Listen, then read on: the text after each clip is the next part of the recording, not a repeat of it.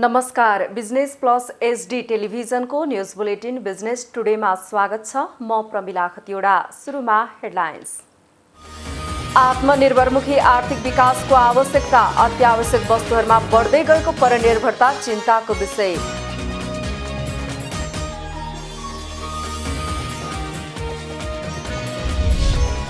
युवा उद्यमीका जायज सुझावहरूलाई बजेट मार्फत कार्यान्वयनमा लैजाने अर्थमन्त्रीको प्रतिबद्धता, नयाँ ढङ्गले बजेट निर्माण हुने अर्थमन्त्रीको भनाई।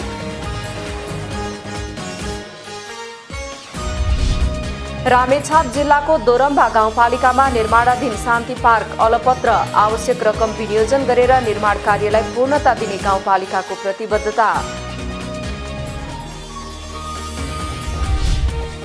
कोरोना संक्रमण बढ्दै गएपछि उपभोक्तालाई ग्यास सिलिन्डर भरेर राख्न ग्यास उद्योग संघको आग्रह, महामारी बढ्दै गए आपूर्तिमा समस्या आउन सक्ने। र आइतबार निप्सेमा झण्डै 80 अङ्कको गिरावट, कारोबार रकम भने बढ्यो।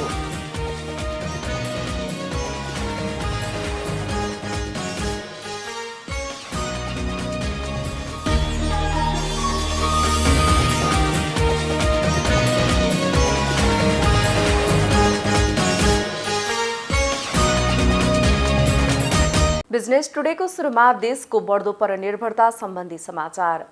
देशमा आत्मनिर्भरमुखी अर्थतन्त्रको विकास गर्ने भनेर नेपाल सरकारले भन्न थालेको पनि धेरै समय बितेको छ, तर देशको परनिर्भरता दिनानुदिन बढ्दै गएको छ।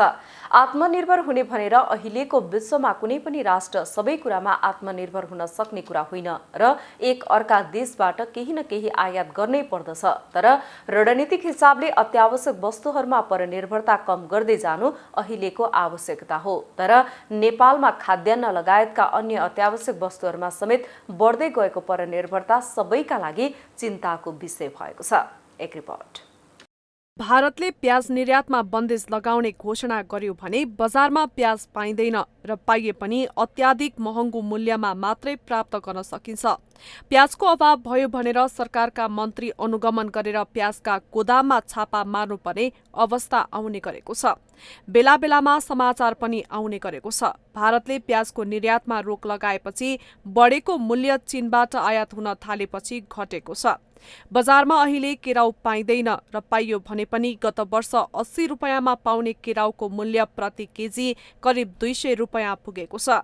कारण विदेशबाट केराउ आयात भएन। सरकारले केही दिन अगाडि केराउ, सुपारी, मरिच, छोकडाको आयातमा लगाइराखेको बन्देज हटाएको थियो, तर आयात कोटा प्रदान गर्ने क्रममा गडबड भएको भन्दै त्यसलाई रोकेको छ।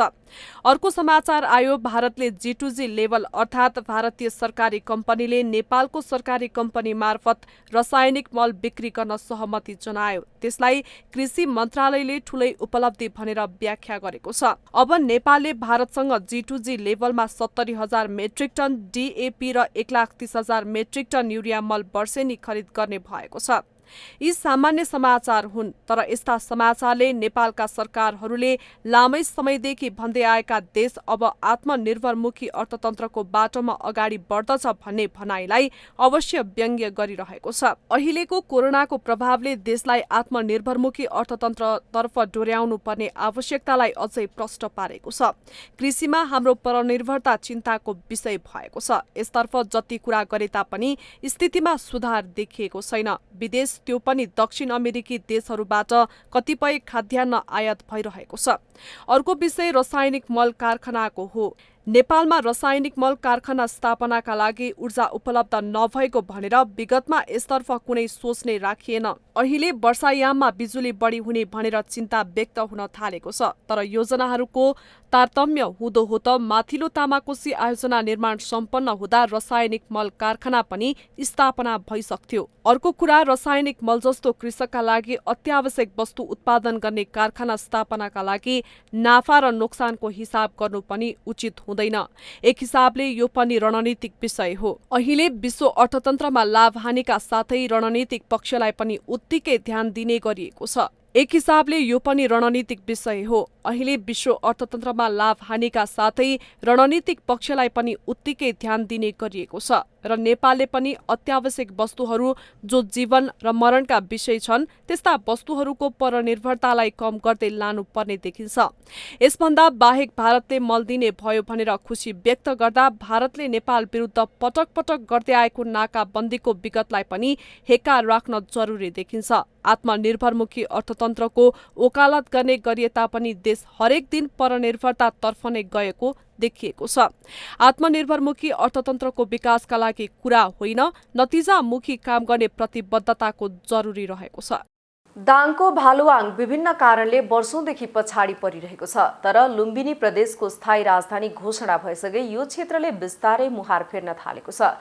लुम्बिनी प्रदेशको पूर्वाधार विकास प्राधिकरणले प्रदेशको स्थायी राजधानीको गुरुयोजना निर्माणसँगै अन्य संरचनाको विस्तृत परियोजना प्रतिवेदन तयार पार्ने काम तीव्र गतिमा भइरहेको छ। दाङको भालुवाङ विभिन्न कारणले वर्षौंदेखि पछाडि पर्दै आइरहेको अवस्थामा लुम्बिनी प्रदेशको स्थायी राजधानी भएसँगै बिस्तारै मुहार फेरिन थालेको छ। जिल्लाको देउखुरी क्षेत्रमा बिस्तारै विकास निर्माणले गति लिन थालेको छ। देउखुरी क्षेत्रमा ओझ्यालमा परेका ठाउँहरू पनि राजधानी बनेसँगै बाहिर आउन थालेको स्थानीयको भनाइ छ। अब देउखुरीमा राजधानी आइसकेपछि अहिले त्यति त भन्नु मिल्दैन, भर्खर स्टार्ट भइरहेको हुनाले चाहिँ यहाँ अहिले विकासहरू भइरहेका छन् होइन। अब जस्तै बाटोहरू बनिरहेका छन्, पिच सडकहरू बन्दैछन्, राम्रो तरिकाले गइरहेको छ। अब यहाँ मन्त्रालयका कुराहरू भइया स्थापनाहरू भइरहेका छन्। अब जहाँसम्म युवाहरूले पनि धेरथोर गरेर अलिकति आफूलाई खर्च चलाउन जतिको जबहरू पनि पाइराख्नु भएको छ। प्रदेश राजधानी बनेसँगै विकास निर्माणका काम र गुरुयोजनाहरू बन्न थालेकाले चहल पहल निकै बढेको गडुवा गाउँपालिका 1 का वडा अध्यक्ष बाबुराम अधिकारीले बताउनुभयो। लुम्बिनी प्रदेशको राजधानी घोषणा गरिएसँगै हामी गडवा गाउँपालिका, राप्ती गाउँपालिका, शिवगङ्गा नगरपालिका आसपास क्षेत्रका सबै आम जनता, नेपाली नागरिकहरू, देउखुरीवासीहरू हर्षित छौँ र यो राजधानी घोषणा भएपछि यहाँ थुप्रै आगामी दीर्घकालीन विकास निर्माणका प्लानहरू र गुरुयोजनाहरू चाहिँ बनिराखेका छन्। प्रदेश राजधानीको गुरुयोजना निर्माण गर्ने उद्देश्यले लुम्बिनी प्रदेशको स्थायी राजधानी राप्ती उपत्यकाको बिजौरीमा कार्यालय स्थापना गरिएको छ। राजधानी शहर कस्तो हुने हो भन्ने परिकल्पना समेत गरेको र छिट्टै पूर्वाधार निर्माणका काम हुने पूर्वाधार विकास प्राधिकरणले जनाएको छ। प्रादेशिक पूर्वाधार विकास प्राधिकरणले राजधानी शहरको काम बाहेक लुम्बिनी प्रादेशिक अस्पताल र राप्ती प्रादेशिक अस्पतालको विस्तृत परियोजना प्रतिवेदन तयारीको काम गरिरहेको राजधानी व्यवस्थापन कार्यालय लुम्बिनीले जनाएको छ। प्रदेश पूर्वाधार विकास प्राधिकरण चाहिँ यो क्षेत्रमा स्थापना भइसकेको छ र पूर्वाधार विकास प्राधिकरणले विशेष गरी प्राविधिक कामहरू अगाडि बढाएको छ। प्रदेश राजधानी व्यवस्थापन कार्यालयसँगको समन्वयमा प्रदेश कस्तो हुने, कस्तो बनाउने, प्रदेशलाई चाहिँ अरू प्रदेशको राजधानी भन्दा लुम्बिनी प्रदेशको राजधानी बढी चाहिँ राम्रो, बढी गुणस्तरीय कसरी बनाउने भन्ने हिसाबबाट मास्टर प्लान तयार गर्दैछ। अहिले प्रदेशको स्थायी राजधानीको गुरुयोजना निर्माण र प्रदेश सरकारले अगाडि सारेका अन्य संरचनाको विस्तृत परियोजना प्रतिवेदन तयार पार्ने काम भइरहेको छ। दाङ सहकर्मी विकास डाङ्गेको रिपोर्ट। बिजनेस टुडेमा पालो भएको छ ब्रेकको।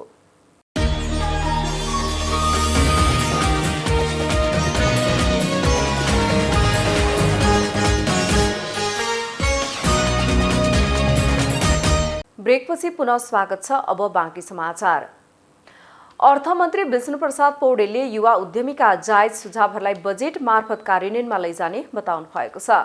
आगामी बजेटको सन्दर्भमा युवा उद्यमीहरूसँग सुझाव लिन काठमाडौँमा आयोजित कार्यक्रममा बोल्दै अर्थमन्त्री पौडेलले युवा उद्यमीहरूका सम्भव र जायज सुझावहरूलाई कार्यान्वयनमा लैजाने बताउनु भएको हो। कोभिडको सामना मुलुकले गरिरहेको र यसबाट केही शिक्षा पाएकाले नयाँ ढङ्गले बजेट निर्माण हुने जानकारी समेत अर्थमन्त्रीले दिनुभयो। हामीले कार्यान्वयनमा जाँदाखेरि सम्भव र जायज दुईटै पाटोका बीचमा एउटा राम्रो संयोजन र सन्तुलनको खाँचो पर्छ। त्यस हिसाबले यहाँले राख्नुभएका सुझावहरूमध्ये सम्भव र जायज सुझावहरूलाई म चाहिँ पिकअप गर्नेछु भनेर म राख्न चाहन्छु। मैले अहिले के सम्भव के जायज अहिले भन्न मिलेन र सँगसँगै मैले यो चाहिँ भन्न चाहन्छु कि हामी अब एभरेज गतिमा हिँडेर हुँदैन। अब अलिकति हामीले चाहिँ दुनियाँको अनुभवबाट हाम्रो आफ्नै अनुभवबाट अहिले चाहिँ यत्रो ठुलो पेन्डेमिकको सामना हामी गरिरहेका छौँ। यसले पनि हामीलाई केही शिक्षा सबकहरू दिएको छ। त्यसबाट हामी चाहिँ अलिकति नयाँ ढङ्गले जम्प गर्नुपर्ने स्थितिमा आइपुगेका छौँ।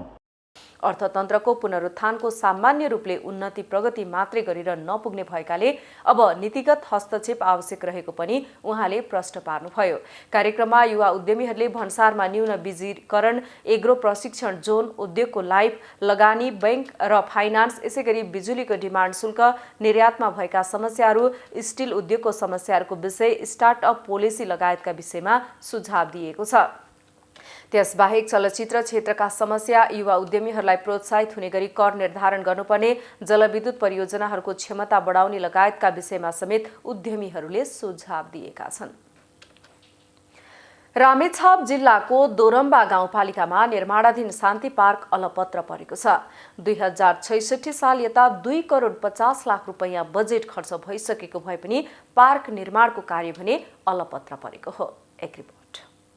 रामेछाप जिल्लाको दोरम्बा गाउँपालिका वडा नम्बर 2 दोरम्बा बजारमा निर्माणाधीन शान्ति पार्क अलपत्र परेको छ। शान्ति तथा पुनर्निर्माण मन्त्रालय मार्फत 3 करोडको लागत इस्टिमेटमा क्रमागत योजना अन्तर्गत शान्ति पार्क निर्माणको योजना अघि सारिएको थियो, तर समयमा नै काम नहुँदा पार्क अलपत्र परेको हो। आर्थिक वर्ष 2066 सालमा सुरु भई 2074 सालसम्म 2 करोड 50 लाख रुपैयाँ खर्च भइसकेको भए पनि निर्माण कार्यले गति लिन सकेको छैन। 2060 साउन 32 गते तत्कालीन सरकार पक्ष र विद्रोही बीच भएको भिडन्तमा मृत्यु भएकाहरूको सम्झनामा सरकारले शान्ति पार्क निर्माणको काम अघि बढाएको थियो।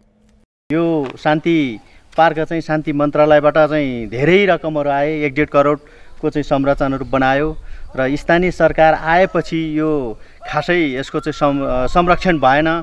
यत्रो खर्च गरेर बनाइयो, यहाँको चाहिँ अब संरक्षण हुन सकेन। स्थानीय सरकारले नै यहाँको चाहिँ गाउँपालिका अध्यक्षले नै यहाँको चाबी चाहिँ लग्यो र अहिलेसम्म केही पनि संरचनाहरू चाहिँ यो संरक्षण हुन सकेन। र यसरी संरक्षण गर्न नसक्ने गाउँपालिका अध्यक्षले जहाँसम्म लाग्छ अरू विकास पनि कसरी गर्ला भन्ने मलाई लाग्छ। यो संरक्षण हुन जरुरी छ र शान्ति मन्त्रालयबाट फेरि उहाँहरूले पनि ल्याउन पनि सक्नु भएन। र अब चाहिँ यहाँ हामीलाई के आवश्यकता पर्यो भने फेरि बजेट गाउँपालिकाबाट र अन्य स्रोतबाट पनि उपलब्ध गराए अझ राम्रो हुने थियो कि भन्ने हामी अपेक्षा गर्दछौँ।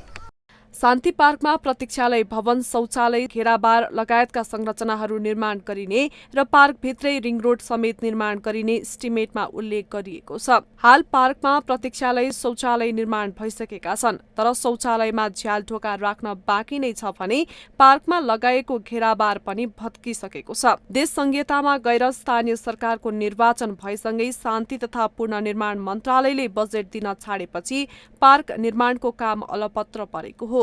स्थानीय सरकार गठन भएपछि मन्त्रालयले पार्क निर्माणको बाँकी कामको जिम्मा स्थानीय सरकारलाई दिए पनि पालिकाले व्यवस्था गर्दा पार्क निर्माणको काम अलपत्र परेको हो। यो शान्ति पार्क भन्ने चाहिँ जुन 2060 सालमा जुन साउन 32 गते चाहिँ जुन 19-21 जनाको चाहिँ यहाँ चाहिँ ठुलो हत्या भयो, त्यसपछि चाहिँ यो द्वन्द्व हुने ठाउँलाई भनेर चाहिँ यो चाहिँ शान्ति मन्त्रालय अन्तर्गत यसलाई चाहिँ एउटा शान्ति पार्क भनेर स्थापना गरेको थियो र यसलाई चाहिँ शान्ति मन्त्रालयको एउटा बजेट हुँदासम्म सबैले काम गरे र स्थानीय 74 सालमा जब स्थानीय निर्वाचन भयो, स्थानीय निर्वाचन भइसकेपछि पनि एक पटक चाहिँ यहाँ बजेट झरेको थियो। बजेट हुँदासम्म उहाँ स्थानीय सरकारको प्रतिनिधिले पनि यहाँ चाहिँ काम गरियो। अलपत्र रहेको पार्क निर्माणको लागि आवश्यक रकम विनियोजन गरी निर्माण कार्यलाई पूर्णता दिने दोरम्बा गाउँपालिकाले जनाएको छ। रामेछापबाट कुमार श्रेष्ठको रिपोर्ट। रामेछापको मन्थली नगरपालिकाका किसानहरूले सामूहिक लगानीमा तरकारी खेती सुरु गरेका छन्। आफ्नै गाउँमा रोजगारी र आमदानी बढाउने उद्देश्यले 7 महिला र 1 जना पुरुष किसानहरू मिलेर सामूहिक तरकारी खेती सुरु गरेका हुन्। एक रिपोर्ट। रामेछापको मन्थली नगरपालिका वडा नम्बर 13 फुलासीका किसानहरू सामूहिक तरकारी खेतीमा लागेका छन्। उनीहरूले 20 रोपनी जग्गा भाडामा लिएर 2076 सालदेखि नमूना सामूहिक कृषि फार्म स्थापना गरी सामूहिक रूपमा तरकारी खेती शुरू गरेका हुन्। समूहमा लागेर समयको माग अनुसार काउली, टमाटर, मटरकोसा, खुर्सानी लगायतका तरकारी लगाउँदै आएका छन्। समूहका महिलाहरूले तरकारी गोडमेल गर्ने औषधि हाल्ने जस्ता काम गर्दै आएका छन् भने पुरुषले बजारमा तरकारी लैजाने, औषधि खरिद गरेर ल्याउने जस्ता काम गर्दै आएका छन्। घरमा बसेर समूहमा साथीहरूसँग रमाइलो गर्दै काम गर्दा समेत गत वर्ष सबै लगानी कटाएर 20 देखि 30 हजारसम्म कमाउन सकेको बताएका छन्। उनीहरूले यस वर्ष भने 1 लाख कमाउने अपेक्षा लिएका छन्। यस वर्षदेखि गाउँमा धेरैले व्यावसायिक सामूहिक तरकारी खेती गर्न थालेका छन्। जो नजानेहरूले नि सिकुन्, यसको पाठ सिकुन् र रोग विषादी जे हाल्नुपर्छ किराको लागि चाहिँ सिकुन् र यो श्रमको कुरा छ। श्रम पनि एकजना भयो भने यो 15वटा टनेल चाहिँ बनाउन सकिँदैन थियो। अनि हामी चाहिँ सबैजना लागेर चाहिँ बनाउँछौँ भनेर लागेका थियौँ। लागेर पोहोर हाम्रो सालमा हामीले 15वटा टनेल बनायौँ। त्यसमा लगानी चाहिँ हामी सबै किसानहरूकै छ। त्यो टनेल चाहिँ तरकारी ब्लकको हो। यो चाहिँ हाम्रो बाँसदेखि लिएर श्रम सबै छ। यो चाहिँ हाम्रो कृषक आफै 9 जना थियौँ, 9 जनाकै चाहिँ लागेको छ। अन्य बाली लगाउँदा भन्दा तरकारी खेतीमा धेरै फाइदा हुने किसानहरूको अनुभव छ। मकै, कोदो, धान जस्ता खेती लगाउँदा खान समेत समस्या हुने गरेकोमा अहिले सामूहिक तरकारी खेती गरेपछि घर खर्च चलाएर बचत समेत गर्न सकेको उनीहरूको भनाइ छ। म यो गरामा चाहिँ जम्मा 1 मुरी कोदो फल्यो भने यहाँ 25-30 हजार गोडभेर फलाए आफ्नैमा त भने यदि 2टा टरेलमा। त्यही भएर चाहिँ तरकारी खेती नै गर्नुपर्ने छ भनेर साथीभाइ सबैजना भएर पहिला सिकाउने मौका त उहाँ भाइले नै दिनुभएको हामीलाई। नत्र हामीलाई तरकारी लाउने भनेको त केही पनि थाहै थिएन। हामी जहिले कोदो र मकै रोपेर बस्थ्यौँ। सामूहिक तरकारी खेती गरेपछि नजानेको काम साथीहरूको सहयोगमा सिक्न पाइने, कामदारको समस्या नहुने र बजारको समेत समस्या नहुने किसानहरूले बताएका छन्। अब साथीभाइहरू सबै भेट हुने, गफ पनि हुने, यसो गरौँ, यहाँ यसो गर्नुपर्छ भन्नु सल्लाह पनि पाइने। अब खेती मकै र कोदो मात्रै लायो भने त एक्लै काम गर्नुपर्ने। यसमा चाहिँ सबैजना जम्मा हुने। तरकारीहरू खेती गरिकन अब धेरै हामीलाई सजिलो भएको छ। त्यो औषधिहरू मूल्य ल्याउनु पनि आफूले सक्दैन थियौँ, भान्जा ल्याउनु हुन्छ सबै थोक गरेर धेरै सजिलो छ हामीलाई। अब त्यो टमाटरहरू पाक्यो भने सबैजना हामी सम्मको मिलेर टिपेर ल्याउँछौँ अनि भान्जा लानुहुन्छ, त्यो पनि धेरै सजिलो छ। रोगहरू लाग्यो भने पनि हामी औषधि मूल्य लिन जान सक्दैन। ग्रामीण कृषकहरूलाई कृषिमै आत्मनिर्भर बनाउन स्थानीय तह र सम्बन्धित निकायले सामूहिक तरकारी खेतीलाई प्रोत्साहन गर्न जरुरी देखिन्छ। रामेछाप सहकर्मी कुमार श्रेष्ठको रिपोर्ट। बिजनेस टुडेमा पालो भएको छ ब्रेकको।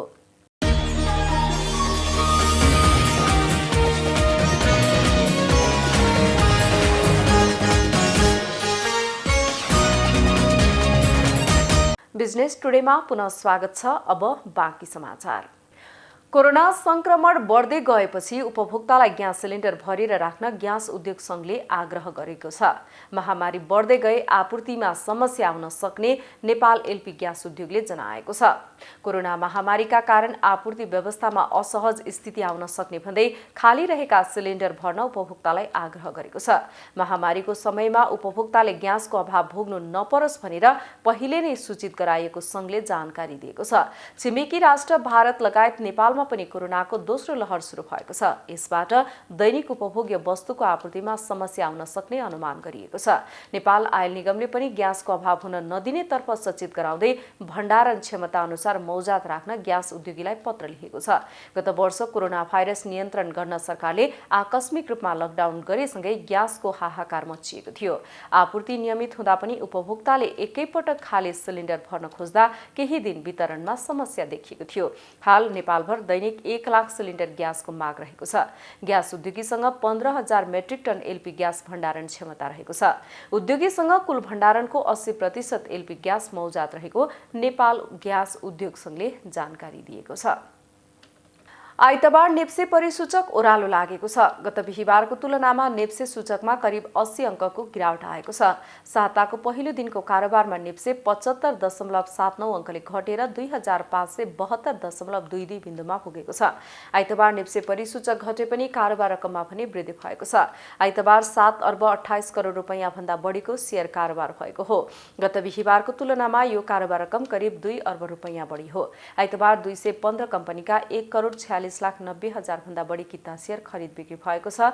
त्यसैगरी आइतबार कारोबारमा आएका सबै 13 उपसमूह नकारात्मक देखिएका छन्। 2वटा कम्पनीको मूल्य सर्किट लेभलमा कारोबार भएको छ। खरिद बिक्री रकमको आधारमा 39 करोड 52 लाख रुपैयाँ सहित निफ्रा सबैभन्दा अग्रस्थानमा रहेको छ। बुलेटिनको अन्त्यमा अहिलेसम्मका हेडलाइन्स। आत्मनिर्भरमुखी आर्थिक विकासको आवश्यकता, अत्यावश्यक वस्तुहरूमा बढ्दै गएको परनिर्भरता चिन्ताको विषय।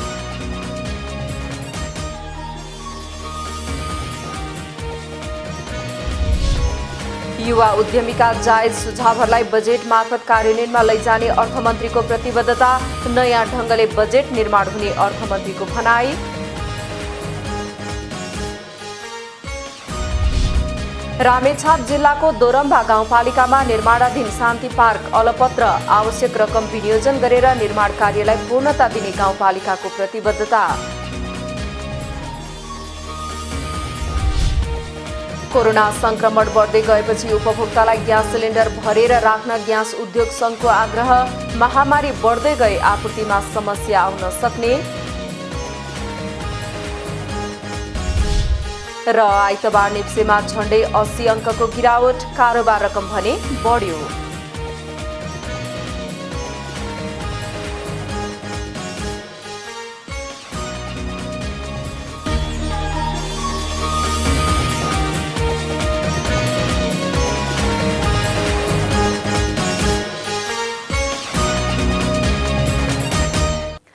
बिजनेस टुडे अहिलेलाई यति नै। हेर्दै रहनुहोला business plus HD television. Business plus, business first. नमस्ते।